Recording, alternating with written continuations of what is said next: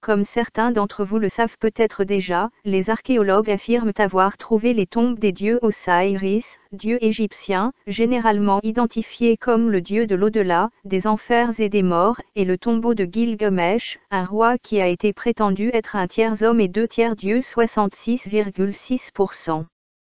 Très peu de temps après la découverte du tombeau de Gilgamesh, l'Amérique a envahi l'Irak, où elle a été découverte.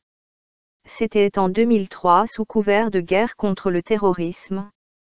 Ainsi, ces deux dieux sont souvent liés à Nimrod, et de nombreux chercheurs bibliques croient qu'ils ne font qu'un. Est-il possible que ces personnes aient réellement existé et soient de simples hommes pris simplement pour des dieux? Est-il possible que ces hommes aient été influencés par le même mauvais esprit qui a influencé Nimrod?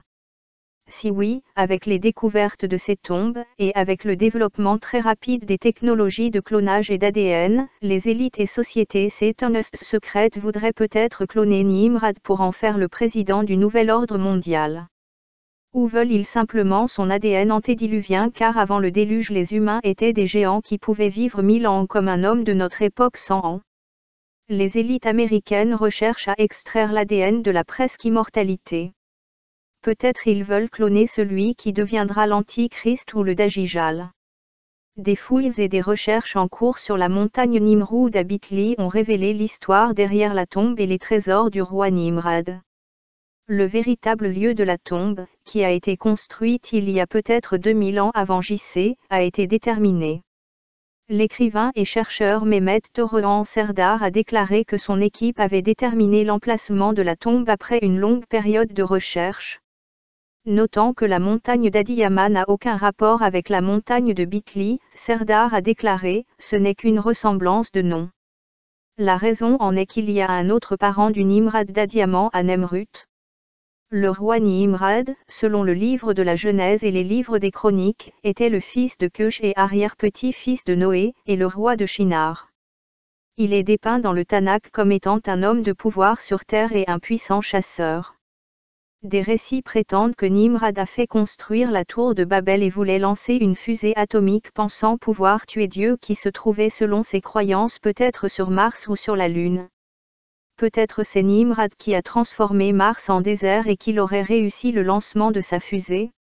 Son tombeau est resté sur la montagne et l'équipe pense avoir trouvé le véritable emplacement de la tombe de Bitli. La tombe de Gilgamesh aurait été trouvée. Les archéologues en Irak pensent qu'ils ont peut-être retrouvé la tombe perdue du roi Gilgamesh, le sujet du plus ancien livre de l'histoire. L'épopée de Gilgamesh, écrite par un érudit du Moyen-Orient 2500 ans avant la naissance du Christ, a commémoré la vie du dirigeant de la ville d'Uruk, dont l'Irak tire son nom. Maintenant, une expédition dirigée par l'Allemagne a découvert ce que l'on pense être la ville entière d'Uruk, y compris, là où l'Euphrate coulait autrefois, le dernier lieu de repos de son célèbre roi. Je ne veux pas dire que c'était la tombe du roi Gilgamesh, mais elle ressemble beaucoup à celle décrite dans l'épopée, a déclaré Jörg Fassbinder, du département bavarois des monuments historiques à Munich, au BBC World Service Science in Programme d'action.